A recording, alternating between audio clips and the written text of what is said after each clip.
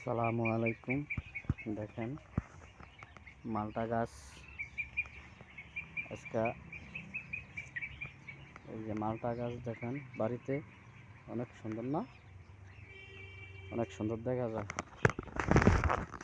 এই দেখেন ফল আলহামদুলিল্লাহ প্রতি বাড়িতে যদি লাগাইতো তাহলে ফলের অভাব হতো না। এই দেখেন এই যে নিচে একটা অনেক সুন্দর মালটা গাছ, দেখেন মালটা এই যে অনেক সুন্দর দেখা যায় না মালটা গাছ, দেখেন রুইছে অনেক সুন্দর দেখা যায়, বুঝছেন? এই কারণে একটা ভিডিও করলাম। গাছটা